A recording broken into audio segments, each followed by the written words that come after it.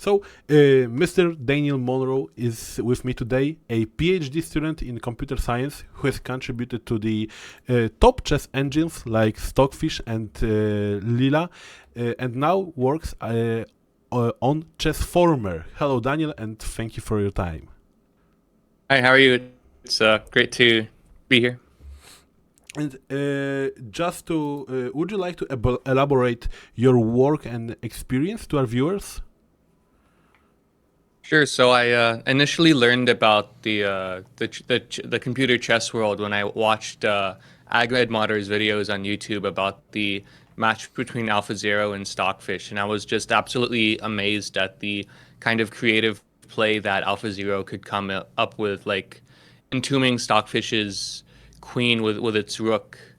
Like that stuff was just amazing to me. And recently, a few years ago, I came back to the topic with after learning a lot about computer science, and I, I had some ideas to improve on these projects. For example, there's this big chess engine right now called Leela Chess Zero that improved on AlphaZero with new ideas and techniques. And one of uh, one of my contributions was to help design a new architecture for that engine. Um, the these Leela Chess Zero uses this transformer model, which is currently what's powering all the big AI models like ChatGPT and Claude and Grok. The big idea is that you kind of have each square processing its what's happening at that square at the same time, and then you have this special attention layer that lets the squares talk to each other about what they're thinking about. And my contribution was to help those squares sort of to better understand their position relationships. And we found that that was a big gain. And we trained these models, and we found that the understanding is on par with a grandmaster. If you, for example, these models they predict the best move, and when you just take their prediction of the best move and then you play against a grandmaster, for example, Grandmaster Matthew Sadler, who recently had a match with one of the other Leela models, you can the results will actually be quite even. The grandmaster and the model will perform about the same. And what's really nice is that you can evaluate these models thousands of times per second on modern hardware, since modern computers are just so powerful. So with that, the engines are unbelievably strong and can produce unbelievably powerful play. And I also recently also started working on the Stockfish project. I had some ideas to accelerate the way their models are evaluated, and I also had some ideas to improve on the search algorithm that have been very successful, and I'm very proud of my work on those projects. Yeah, so congrats for that. And is it true that Leela was based on AlphaZero, and did you have any access to AlphaZero to understand how it worked? Yeah, Leela Chess Zero it started out as almost an exact clone of AlphaZero, and Google did not release the full AlphaZero code. I spoke with some people from Google, and there's a lot of complication with open sourcing the code. There's a very long security process, and they decided that that wouldn't be worthwhile. But what they did share is a lot of the technical details about how to implement the training process, and that information was very useful to us. Since it allowed us to implement AlphaZero almost exactly. But that was 7 years ago, and the field has progressed a lot, and we've added a lot of new ideas to the engine.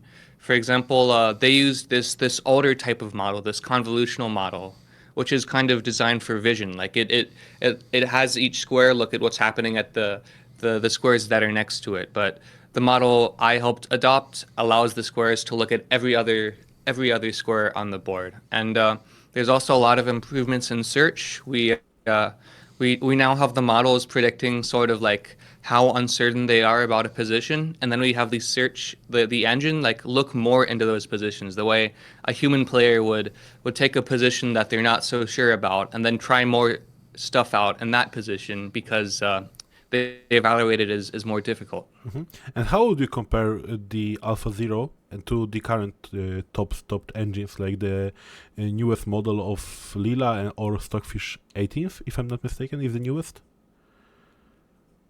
Yeah, Alpha Zero is a little bit outdated.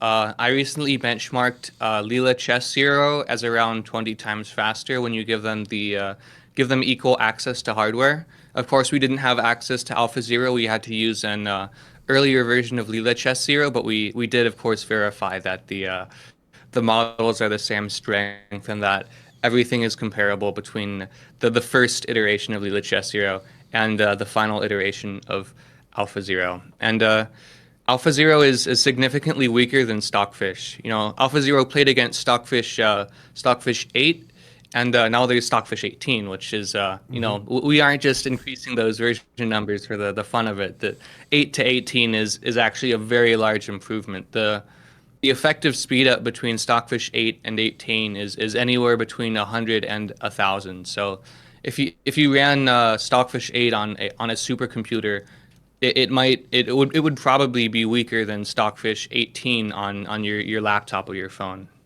And about your current project, the Chessformer, what is it about? Is it connected to the chess engines by any means? Yeah, so Chessformer was the architecture I helped design for the Leela project, and I spoke with some folks at the University of Toronto, someone who's Ashton Anderson, who is now my PhD thesis supervisor, and he's doing work on a sort of different kind of chess modeling project.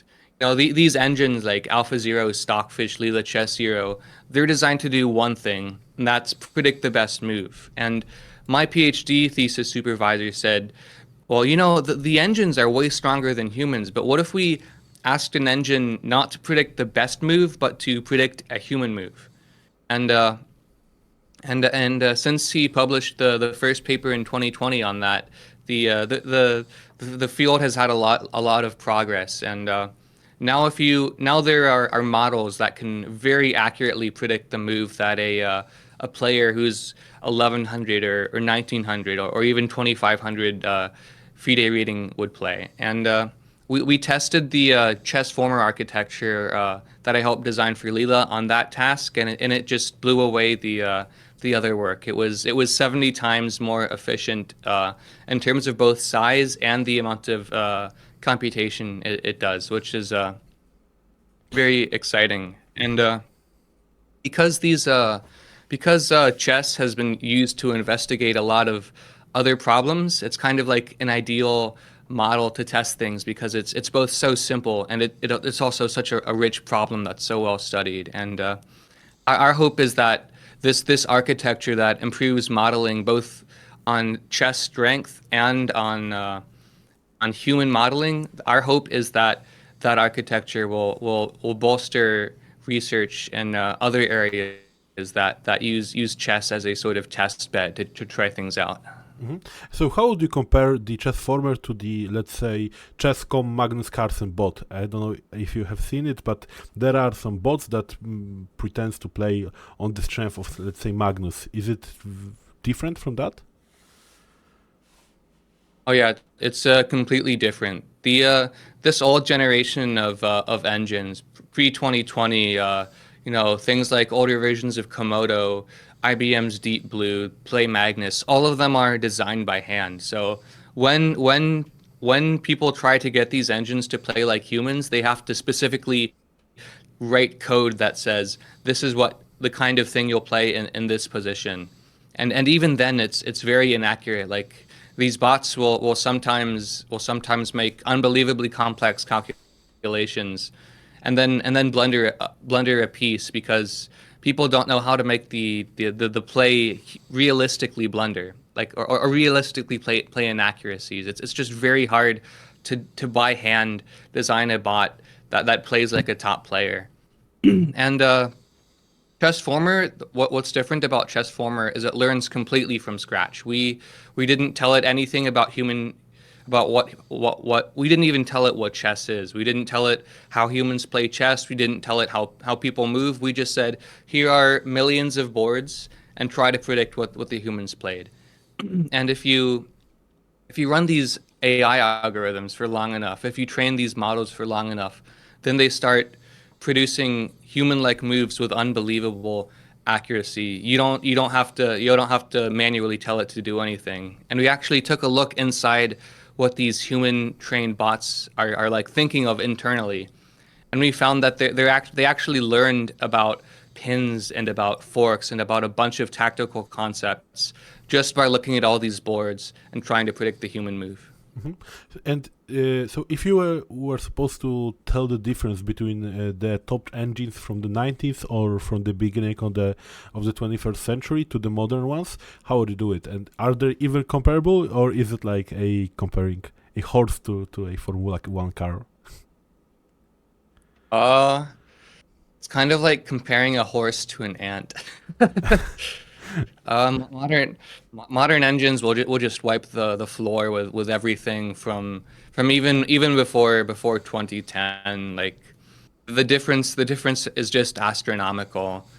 Big project around 2000 was this IBM Deep Blue, the first computer to defeat a reigning world champion in an official chess match. But you know, the techniques they used were kind of weak. Like they used very baseline techniques that were sort of not developed. They did have some impressive ideas on the hardware level. Like they specifically wrote computer circuits. Like usually you like type code to do what you want to do, and then that gets translated to the hardware, like the electronics, the transistors that sort of control what the computer does. But they actually wrote like they made the entire hardware like designed around playing chess. And this was like a $10 million computer, but still modern engines are just so unbelievably efficient, because the big thing we found with these modern engines is the ability to model things efficiently, model good chess positions, model strong chess play with AI models, and two, new ideas to improve on how these engines search through future positions, decide which moves to try out.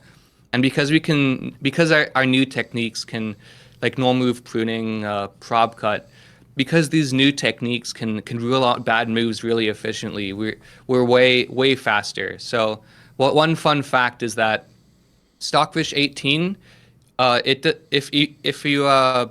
it's actually slower than Deep Blue in the sense that it looks at fewer positions, but because it looks at the right positions, it's able to find good moves way more effectively.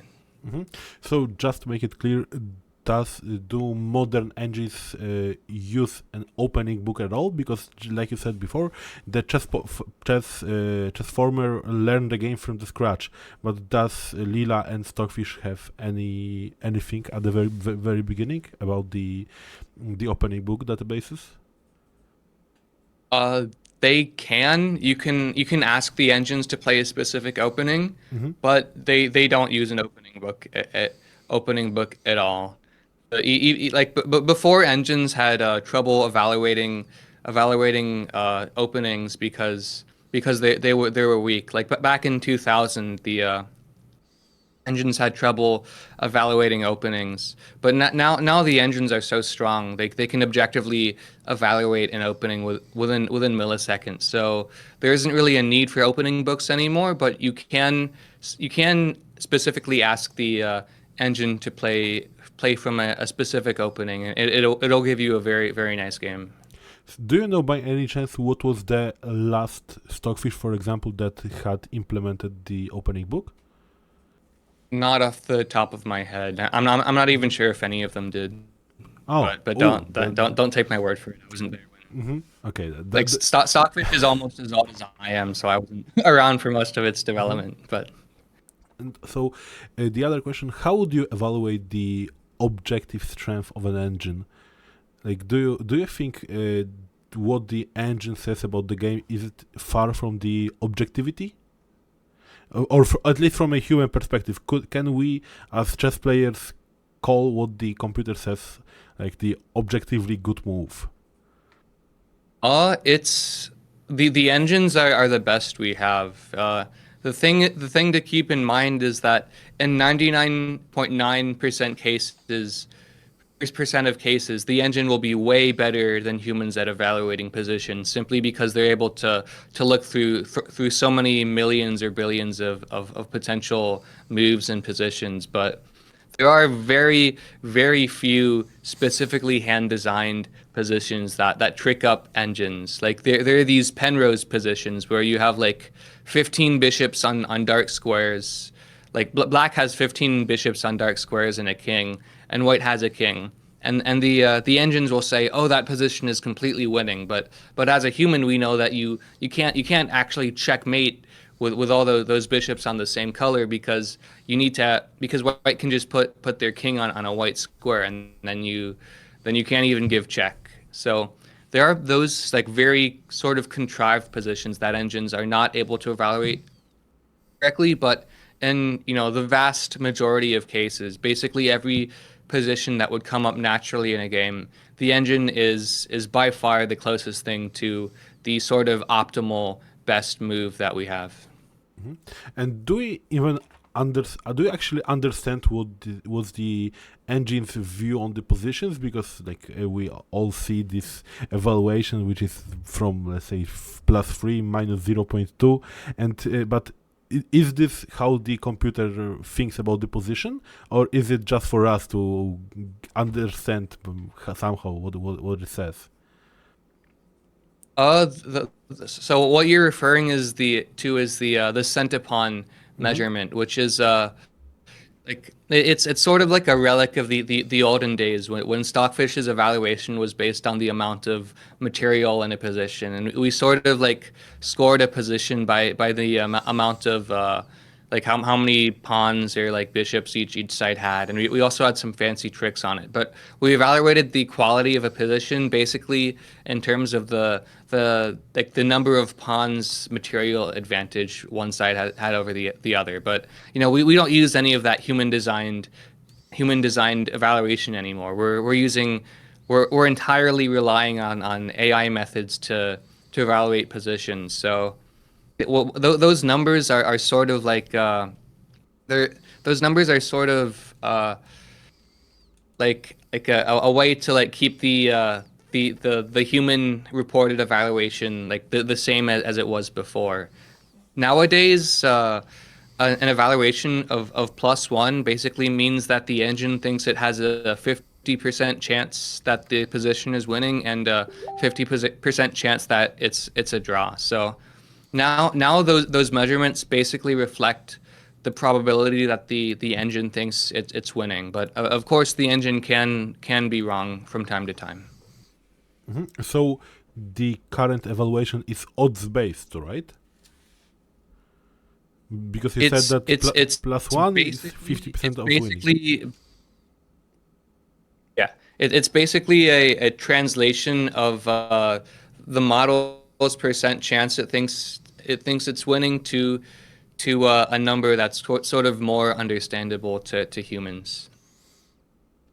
Okay, so what's the main problem of the nowadays machine learning and neutral nets trying to understand what they mean by their evaluation? Can we even as humans understand their current evaluations? Because like you said, we still have this +2 or +3, but it's just for us, right? So how do they even think, and can we even understand the current evaluation?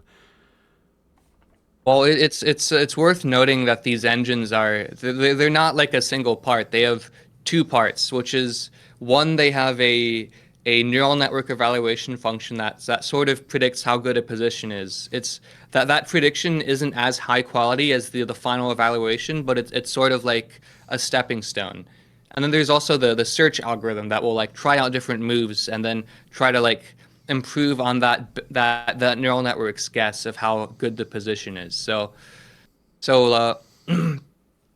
sort of like the way a human chess player would sort of like initially have a best guess of how good a position is, and then like sort of try out different moves, work out different lines to refine that guess to better understand what's going on in that position. So it's difficult to understand the search part because these engines are looking at billions of positions, and you really can't keep track of all of the different things it's looking at. But on the neural network side, it's actually very easy to understand what the neural network is thinking. I talked earlier about the Leela models, how you can or the chess former models, how you can sort of peek inside under the hood and see what they're thinking about and what's sort of contributing to their final evaluation of the position. So we are working on interpreting these models better, but it is an uphill battle. And how would you explain the concept of neural network to a non-tech oriented person?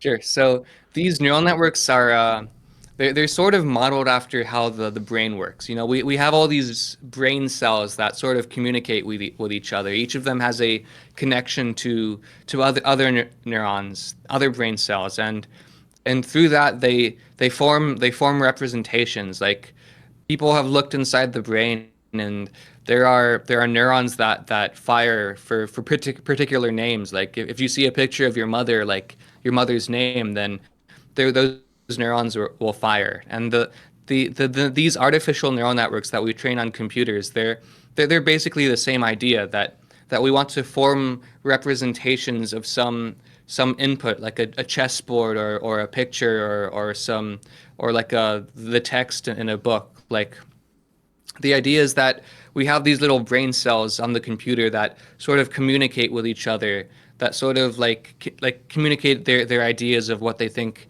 is happening with each other. And when you have enough of those neurons working together, then you can kind of get a big picture representation of a chessboard. So that's what we find in practice. You know, each neuron in our models kind of looks at a different aspect of a position, like knight movement or like where a good place for a pawn is. And when you combine all of those neurons, you get kind of like a holistic representation of what's going on in a board. So it's a sum of those little tiny brain cells and these computer neural networks that sort of make up their understanding of a position. Mhm. And how important is the whole process of machine learning, and how is it different from the old school engines? How did they learn, or were they just changed by a human? Uh, Machine learning has been sort of unbelievably powerful for engines. It's just opened up so much. You know, now, I talked earlier about how these engines are divided into an evaluation function and a search algorithm. In the olden days, the evaluation function was just designed by humans, and there was an enormous amount of effort that went into designing these evaluation functions that could be run quickly on a computer. I think Michal Tal helped with the evaluation functions for the Soviets when they were building a chess engine, and they're also that like several grandmasters have worked on specifically refining these evaluation functions just to like get the best effort, the best initial guess of how good a position is, um, for like something you can run quickly on a computer. And you know those kind of worked well, but when you use AI methods, it just like blows all of those previous all the human design techniques out of the water. Like they're able to learn such efficient representations of what's going on in the board that you know it's like it's several it's like a speed up of several times. Uh like you can see like when Stockfish integrated its neural network evaluation, like the strength went like there, like, and then it just shot up unbelievably fast. So, if there was a possible match between an old school engine and modern, let's say, no, let's say for example, current Leela, what would be a result out of 100 games? It depends on how old that engine is, because starting in around 2015, or maybe a little bit later, the engines started getting so strong that they could defend any starting in 2015, the engine started getting so strong that they could basically defend any position from the start position against basically any opponent. And If this was an engine from maybe 5 to 10 years ago, then the match would probably be all draws out of 100. But if this were, say, IBM Deep Blue, the computer that beat Kasparov, then it would be 100 games for Leela or Stockfish or whatever modern engine you're working with. Hold on, I'm gonna plug in my laptop. yeah, that 100 was a bold statement, actually. Like, I thought that maybe like 70 games out of 100, that could be possible, right? But 100 games. Do you think, by the way, do you think, that will be another question. Do you think IBM's engine was relatively close to Kasparov in terms of game strength? Like, on a scale, let's say, 1 is Kasparov and 10 is current Stockfish, where would you put the IBM Deep Blue?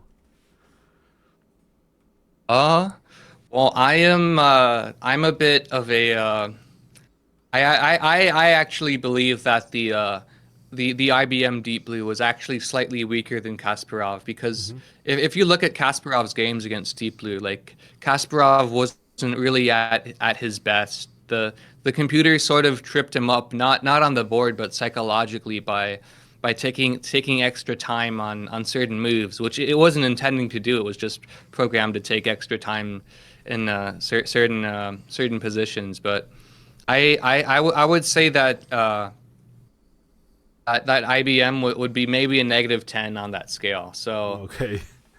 like sort of like 100 elo, maybe worse than Kasparov at classical time controls. But the modern engines would just absolutely demolish both any human player and any computer from the 1990s or 2000s. And what was the last engine that was beatable for a human from your perspective? Uh, there was a match, like I don't remember exactly when it was. It was sometime in the 2010s when maybe it was a little bit earlier when Hikaru Nakamura was able to defeat this computer Ribka with a certain like anti-computer strategy where you sort of clog up the board and like make the calculations that the computer does not so efficient. So maybe like 10 years ago, or a bit over 10 years ago, you could beat a computer with a very specialized strategy and a very strong player. But nowadays, it's just impossible. Like the search and the evaluation components have just improved so much that it's just like hopeless to ever think about beating one of these engines. And the last engine to get beaten by a human in a match out of 12 Uh, games, let's say, for example. I'm not familiar with that, but if whatever it was probably at least 10 years ago. The thing is, there aren't really so many like formal matches like there were between Kasparov and Deep Blue. Like, it's perfectly possible to like run one of these engines on a computer from like 1970, and then that computer will be so slow that like the engine wouldn't do well. So it also depends on the hardware you're like what kind of how strong the like how expensive, how high quality the computer is you're running these programs on. But I'm not super familiar with the matches between humans and engines, but if there were a human that were capable of going toe to toe with an engine, it would certainly be more than 10 years ago. And what are your feelings when you see the concept of Leela with odds, like super GMs playing against Leela with a whole piece odds and they lose? Like, is the gap between the modern engines and the best chess players on this planet so big that Leela could possibly win with pretty high odds? Leela odds is sort of like it's something new. It's not like previous engines. We sort of reworked Leela to specifically exploit human weaknesses. Like these old engines like Deep Blue, Stockfish, older versions of Leela Chess Zero and Alpha Zero, they all basically had this internal model that says, I am playing against myself and I am an exceptionally strong player. So they would sort of calculate the lines as if they were playing against an unbelievably strong opponent. And the big idea of the Leela odds bot is to say, I'm not playing against a strong opponent. I'm playing against a human. So how do I exploit specifically human weaknesses? And this project uses the models from another project I mentioned earlier, which is the Maya project, which tried to train models to predict not engine moves or the top possible moves, but human moves. And the idea of the Leela odds bots is to like sort of search through the positions as if you're playing against those weaker engines. So the Leela odd bots actually have internally a model of how humans play, and they're actually able to use that to exploit the human weaknesses. So in practice, you see how these top 10 players like Hikaru Nakamura and Fabiano Caruana, like Leela oddbots will just trap their queens because they're able to understand that the humans will make suboptimal moves and have trouble calculating certain lines. So Leela oddbots is sort of like a novelty. Like something I believe is that working on raw engines like Stockfish and Alpha Zero, it's kind of reaching a point where further improvements don't really give so much because the engine is already so strong. Its predictions are already nearly perfect. But Leela oddbots are just something new. Like they're fundamentally new models of how to play on computers based on human weaknesses, which is it's you can look at how Stockfish will play these odds versus how Leela will play these odds. Stockfish will just give up the advantage because it says I'm losing, but Leela will say I'm actually winning because I'm playing against a human and I can trick them. So that's the big idea of Leela, to sort of the Leela oddbots, to sort of trick the humans based on what it thinks the mistakes what mistakes it thinks the humans will make.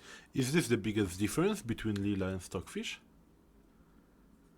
Like the approach to the evaluation and also how they perform against human with some odds? Because we both know that that both engines are very, very strong, but many players said that it was fairly easy to beat Stockfish with that piece odds because, like you said before, Stockfish was giving up all the initiative, the possible initiative he had, but with Leela it's not the case. So is that the biggest difference between those two?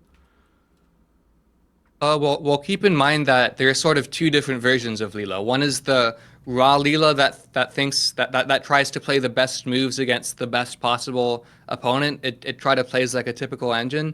The Leela oddbots are something else. They sort of piggyback on the way Leela searches through positions, but they go about it in a different way. So Leela and Leela oddbots are two different things sort of. But the big there is one thing about Leela that allows it to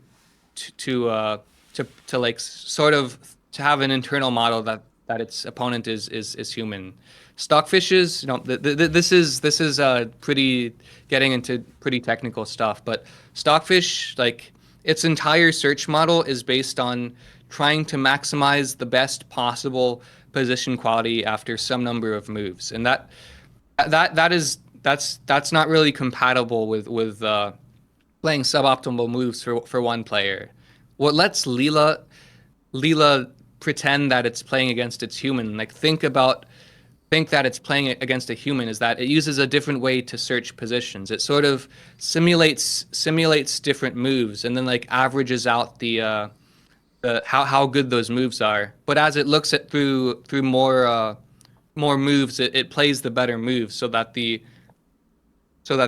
best moves are sort of like averaged out more. And the and what that like that's basically what lets us do the human thing, because instead of like slowly predicting slowly choosing the better moves over time, you can just choose to simulate the human move. So fundamentally, the difference between Stockfish odds and Leela odds is that Stockfish is trying to maximize its position quality after some number of moves, given that its opponent is superhuman, and Leela will actually simulate the probabilities that humans will play the different moves. And what was the initial set of informations Leela and Stockfish got when they started learning? The neural networks for those engines learn entirely from scratch. So they just have a bunch of positions and they try to predict the quality of the position and the best move. They know nothing about the game. They start out knowing nothing about how the pieces move. They don't know that they're playing chess. They couldn't even tell you why a move is good. They would know nothing. But as you feed these positions into the engine, as you let them sort of cook up, try to cook up the best moves and try to evaluate the positions, as you feed in more positions to these learning algorithms, they improve the neural networks so that these models sort of better understand over time. So they go from knowing absolutely nothing about a chess position the way a human child would to being absolutely excellent at evaluating positions. But they received the rules of the game, right? At the very beginning.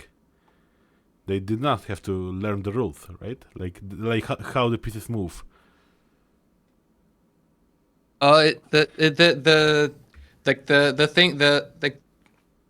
thing that sort of like confuses that's like sort of confusing about this is that these engines aren't just a single part that learns. There are two different parts that we sort of like connect together like Lego pieces or puzzle pieces. Like the neural network that evaluates positions, that one learns from scratch, but the search algorithm that sort of models that sort of tries moves out, that one we need to actually program how the pieces move into, because we need it to accurately simulate how the positions change across billions or millions or billions of moves that it tries out. So one of the parts, the neural network learns to understand the position completely from scratch.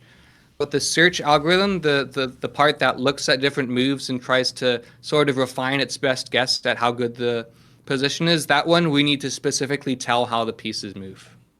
Okay, got it. So, how would you try to convince someone who doesn't believe in the artificial intelligence, neural network, machine learning?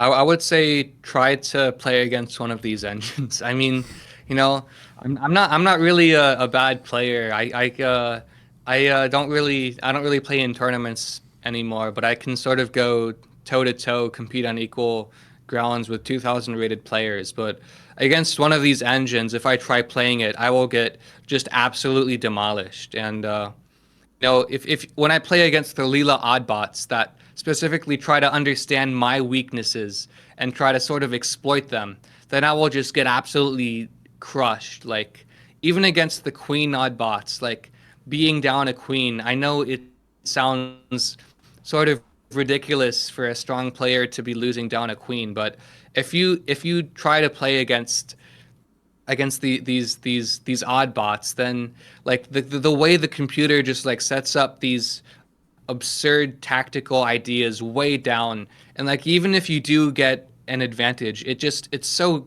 incredible at locking up the position that it's just unbelievably hard to break in. It's the just like even if you are like pretty confident about your chess abilities, once you try to face off against a computer, you do kind of feel a bit like hopeless about your chess abilities. Like there was this video where the number 2 player in the world, Hikaru Nakamura, who was one point rated above 2800, he tried to play against the rook odds bot. So the computer was just missing one of its rooks, and he just kept on losing over and over again. And he sort of got frustrated and kept playing for over an hour until he finally got a win after losing 4 games and drawing 4 games. So even down a rook, these computers can sort of destroy even the very top players. So I would say, like,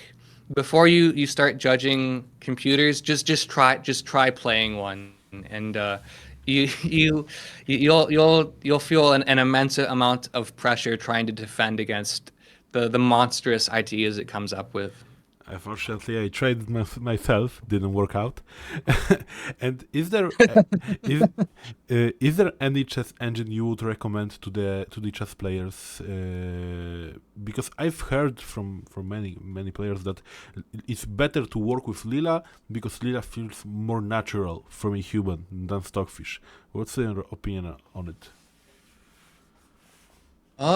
Well, the big thing that for me should drive people away from Leela is that Leela sort of runs on specialized computers. Like right now, there are sort of two big types of processors. There are CPUs, central processing units, that basically every modern computer has. But there's also this different type of processor called GPUs, graphics processing units, which are intended to solve like very highly parallel tasks where you can divide the problem up a lot. Like sort of they were originally designed for rendering like images on a screen, and you can like kind of split that task up very very nicely, which is why GPUs are faster. And you really need a strong GPU to run Leela. And most people do not have strong GPUs, which I am aware of several grandmasters who built their own computers with strong GPUs just to train with Leela, and I do see the benefit of training with Leela. It does play sort of a bit more like a human, but for the vast majority of users, I would just recommend Stockfish 18. Okay, so since Leela feels more human, is there a possibility that a cheater using Leela would be harder to detect in the online games? Well, if you just play Leela's favorite moves, then you'll get like a 3,500 plus performance rating. Like you'll just be like miles above any other human, and it's not too hard for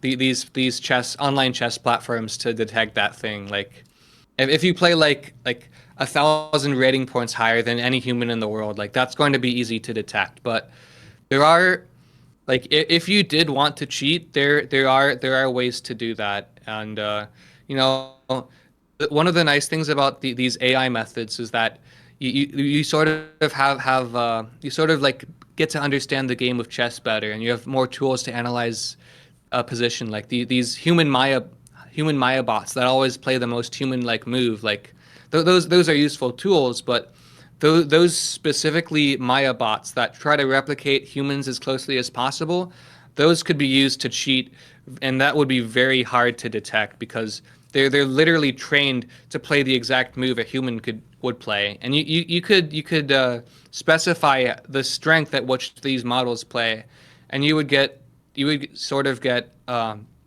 a kind of play style that's indistinguishable from a top player. Like I I haven't tried this myself before, but if you gave me, say, like 1,000 of Carlsen's games, then I could probably fine tune one of these models to play specifically like Carlsen. And any human, any computer algorithm would have an immense amount of trouble distinguishing that bot from Magnus Carlsen himself. So there is a danger of cheating that comes with the development of these bots, and it is something that's on my mind when choosing, what to release. But the danger of cheating is probably going to get bigger as we go on, and that's why I have the belief that major tournaments should all be played in person, so that they can check the players for any sort of wires or and any sort of device that can receive best moves from a computer that's located elsewhere. So, of course, we do not recommend that. But if a cheater was smart and he used Leela like 2 to 3 times over in the course of the game, like, would it be possible to detect that? Because if he cheats for the entire game, that is, we could clearly see that he just performs better than any human could do. But if he cheated like 2 or 3 times over the game.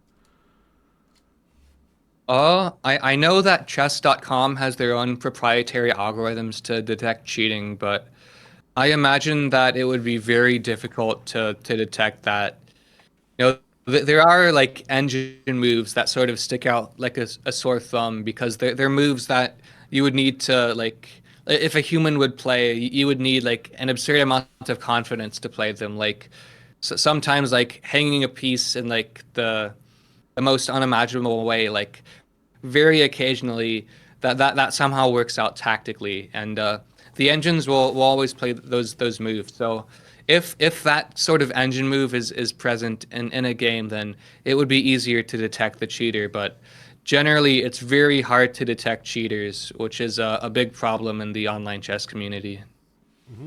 Okay, so to sum it up, I have one last question. Because everyone knows that Stockfish is an open source program, and we could all download it and use it to get better. But is Leela also an open source engine, and can anyone download it?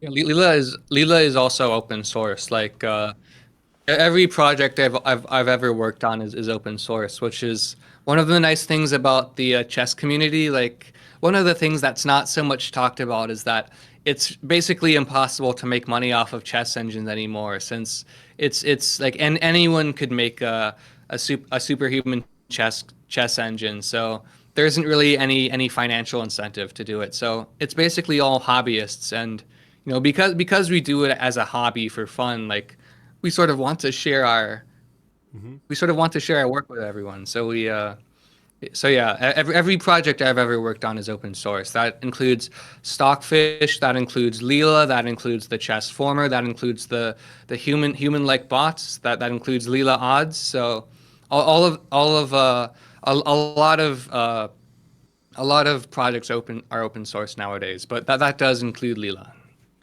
So, since all the engines got better over the years, is it easier or harder now to cheat than it was 3 to 5 years ago?